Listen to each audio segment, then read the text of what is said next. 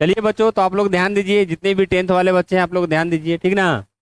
देखिए क्वेश्चन क्या कह रहा है, सबसे पहले समझ लीजिए, ठीक ना। देखिए क्वेश्चन कह रहा है समीकरणों को गुणनखंड विधि द्वारा हल करें, समीकरणों को गुणनखंड विधि द्वारा हल करें, है ना। इसको हम हल करेंगे तो आप लोग ध्यान से देखिए किस तरह से हल हो रहा है, ठीक ना। देखिए इस तरह का है बटा में, तो कैसे करेंगे, कह रहा है गुणनखंड विधि हल करने के लिए। तो देखिए किस तरह से कर रहे हैं। सबसे पहले इसको हम क्या करेंगे, जो आप लोग ध्यान से देखिए, सबसे पहले क्वेश्चन को एलसीएम लेंगे, समझ रहे हैं। क्या करेंगे, एलसीएम लेंगे। ये तीनों के एलसीएम निकालेंगे जिस तरह से बनाते थे उस तरह से। तो ये तीनों के एलसीएम निकालिएगा तो कितना आ जाएगा, 18, है ना। देखिए 18 कर देता हूँ, 2 से तो 9 हो गया, ये 3 हो गया, ये 1 हो गया, है ना। फिर 3 से तो कितना हो जाएगा, 3 1, तो 3 3 9 9 दूना का 18 हो गया ना। चलिए तो 18 में 18 से भागा दीजिएगा, एक एक में कोई भी नंबर से गुना कीजिएगा उतना ही रहेगा, ठीक ना। क्या, उतना ही रहेगा, ठीक ना। यहाँ हो गया क्या, वाई स्क्वायर माइनस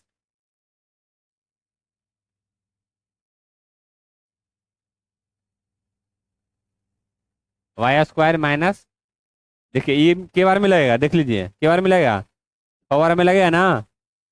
6 बार में लगेगा तो 6 से उसको ऊपर वाला में गुना कर लेंगे तो क्या हो जाएगा यहाँ पर, 6y प्लस है, प्लस दे दिए, ई में के बार में लगेगा, 9 बार में 9 दूना का 18 होता है ना। तो 9 बार में भागा लगेगा, तो 9 से अगर कीजिए एक में गुना तो कितना हो जाएगा, 9 हो गया, ठीक ना। अब देखिए इसको क्या करेंगे, कुछ भी नहीं रहता तो बटा में 1 हम दे सकते हैं।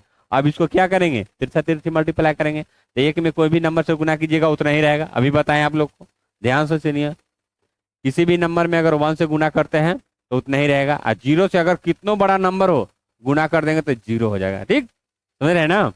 अब चलिए इसको गुना कर रहे हैं।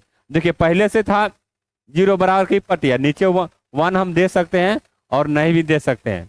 देने के लिए बटा में कर दिए कि इधर भी बटा में हो जाएगा, इधर है तो समझने में आप लोग को आसान होगा। हम लोग आप लोग को समझाएंगे, ठीक ना। क्या आप लोग को समझाएंगे, समझ पाइएगा तब भी ना ठीक रहेगा, ऐसे समझ ही नहीं पाइएगा तो बताने से क्या फायदा है ना।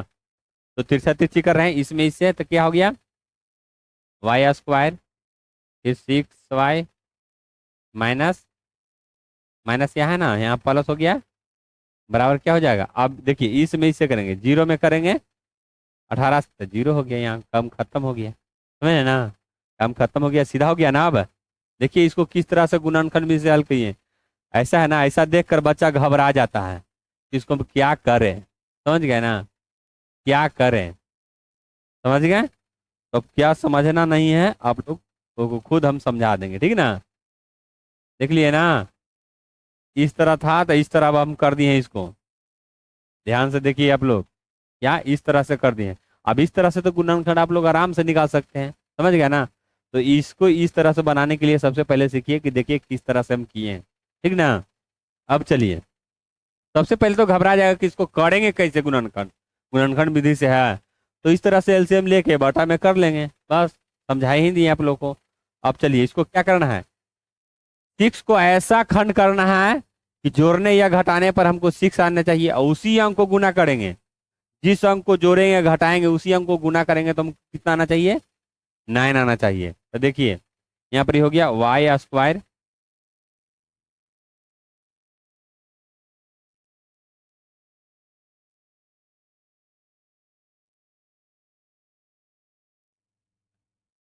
Y square minus 3 minus 3y, समझ रहे हैं, प्लस 9 बराबर 0। अभी दोनों में से कॉमन छाटेंगे, है ना, कॉमन छाटेंगे ना इसमें से, यहाँ कॉमन छाट रहे हैं क्या, देखिए आप लोग, यहाँ y ले लिए तो यहाँ क्या हो गया, y बच गया एक, इसमें 2 गो है तो एक बाहर ले लिए कॉमन, एक अंदर रह गया, और इसमें एक ही गो है ना। तो यहाँ क्या बच गया, 3, यहाँ से तो एक ले ही लिए, एक गो तो है था यहाँ, तो ये खाली 3 बच गया तो 3 लिख दिए। अब चलिए यहाँ पर क्या लिख दें, माइनस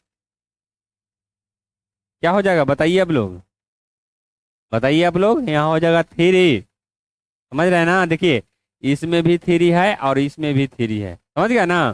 तब माइनस ले लिए यहाँ पर, ही कॉमन माइनस लिए हैं, ठीक है ना। यहाँ हो गया y और यहाँ हो गया -3। समझ गए। अब देखिए ये दोनों बराबर होना चाहिए गुणनखंड में, ये चीज आप लोग ध्यान रखिएगा। समझ गए ना, ये दोनों बराबर होना चाहिए। यहाँ हो गया बराबर 0। समझ गए। अब चलिए ये दोनों में से, ये दोनों में से एगो उतार लेंगे, ये दोनों एक ही है ना, तो यहाँ हो गया y-3 और यहाँ हो जाएगा y-3। समझ गए, समझ गए। अब चलिए अब यहाँ लिख रहे हैं